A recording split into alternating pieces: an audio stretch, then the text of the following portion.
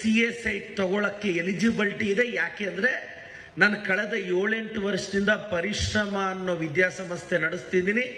ಒಂದು 7-8 ಸಾವಿರ ಡಾಕ್ಟರ್ಸ್ ಮಾಡಿದ್ದೀನಿ. ನಂದು ಟ್ರಸ್ಟ್ ಇದೆ, ಟ್ರಸ್ಟ್ ಅಪ್ಲೈ ಮಾಡಿದ್ದೀನಿ. ಅವರು ಮೀಟಿಂಗಲ್ಲಿ ಇಟ್ಟಿದ್ದಾರೆ. 1 ಎಕರೆ ಜಾಗನ ಕೂಡ ಅವರು ನನಗೆ ಪುಕ್ಸಟ್ಟೆ ಕೊಟ್ಟಿಲ್ಲ. 1 ಎಕರೆ ಜಾಗಕ್ಕೆ ಹತ್ತತ್ರ 5 ಕೋಟಿ ರೂಪಾಯಿ ನನ್ನ ಹತ್ರ ತಗೊಂಡಿದ್ದಾರೆ. ಇನ್ ದ ಸೆನ್ಸ್ ಅದ್ರ ವ್ಯಾಲ್ಯೂ 5 ಕೋಟಿ. ನನಗೆ ಒಂದೇ ಸಲ ಕಟ್ಟಿದ್ರೆ ಇದು ಪರ್ಚೇಸಿಂಗ್ ಅಲ್ಲ, 30 ವರ್ಷ ಲೀಸ್ಗೆ 5 ಕೋಟಿ ರೂಪಾಯಿ.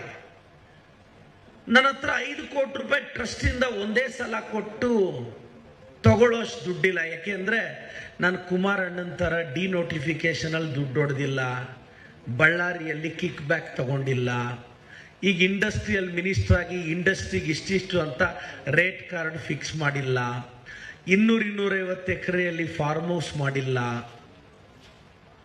ಹೆಂಡತಿ ಹೆಸರಲ್ಲಿ ಮಕ್ಕಳ ಹೆಸರಲ್ಲಿ 100 ಎಕರೆ ಮಾಡಿಲ್ಲ. ಈಗ ಈ ಡಾಕ್ಯುಮೆಂಟು ಹೈಕೋರ್ಟ್ ಏನು ಹೇಳಿದೆ, ಒಬ್ರು ಬೇರೆಯವರು ಯಾರೋ ಕುಮಾರಣ್ಣನ ಬೆಂಬಲಿಗರು ಒಬ್ರು ಹೈಕೋರ್ಟ್ಗೆ ನನ್ನ ಮೇಲೆ ಹೋಗ್ತಾರೆ. ಯಾಕೆಂದ್ರೆ ನಮ್ಮ ಬಾಯಿ ಕಟ್ಟಾಕ್ಬೇಕು, ನಮ್ಮನ್ನು ಮಾತಾಡೋದು ನಿಲ್ಲಿಸ್ಬೇಕು. ಕುಮಾರಣ್ಣನ ಫಾಲೋವರ್ ಒಬ್ರು ಹೈಕೋರ್ಟ್ಗೆ ಹೋಗಿ ಏನು ಕೇಳ್ತಾರೆ, ನೋಟಿಫಿಕೇಶನ್ ಆಗಿರೋ ಡೇಟ್ಗೂ ಇವ್ರಿಗೆ ಅಲಾಟ್ಮೆಂಟ್ ಆಗಿರೋ ಡೇಟ್ಗೂ ವ್ಯತ್ಯಾಸ ಇದೆ ಅಂತ ಮಾತ್ರ ಕೇಳಿರೋದು.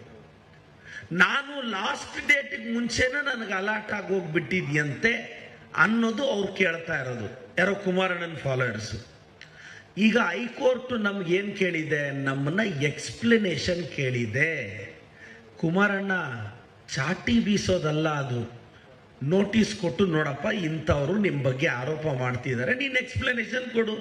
ಈಗ ನಾನು ಹೈಕೋರ್ಟ್ಗೆ ರಿಟರ್ನ್ ಸಬ್ಮಿಷನ್ ನಾಳೆ ಕೊಡ್ತೀನಿ, ಇನ್ನು 15 ದಿನದಲ್ಲಿ ಕೇಸ್ ಗೆಲ್ತೀನಿ, ನನ್ನ ಜಾಗ ನನಗೆ ರಿಜಿಸ್ಟ್ರೇಷನ್ ಮಾಡಿಸ್ಕೊತೀನಿ.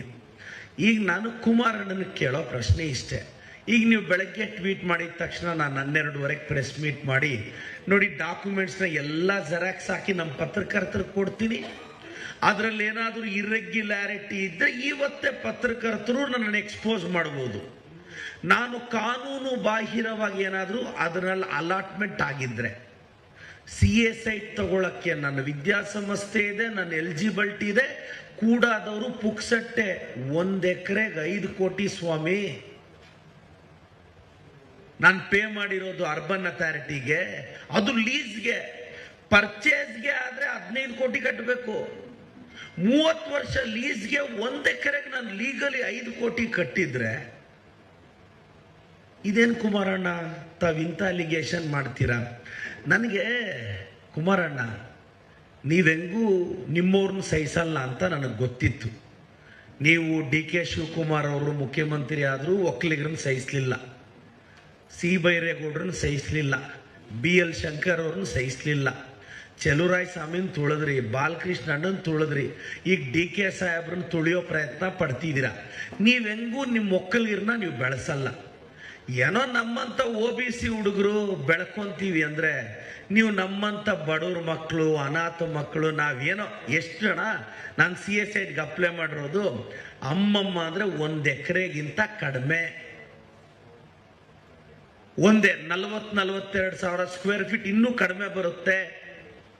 ಚಿಕ್ಕಬಳ್ಳಾಪುರದಲ್ಲಿ ಅದಕ್ಕೆ ನಾನು ಆಲ್ರೆಡಿ 25 ಲಕ್ಷ ಫಸ್ಟ್ ಇನ್ಸ್ಟಾಲ್ಮೆಂಟ್ ಕಟ್ಟಿದ್ದೀನಿ. ಕಾನೂನು ರೀತಿ ಇದೆ. ಹೈಕೋರ್ಟಲ್ಲಿ 15 ದಿನದಲ್ಲಿ ನಾನು ಇದು ಕೇಸ್ ಗೆಲ್ತೀನಿ.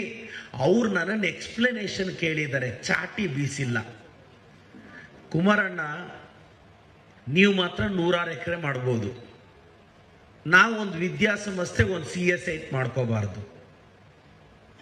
ನೀವು ನಿಮ್ಮ ಶ್ರೀಮತಿಯವರ ಹೆಸರಲ್ಲಿ 32 ಎಕರೆ ಬಿಡದಿಯಲ್ಲಿ ತಗೋಬಹುದು.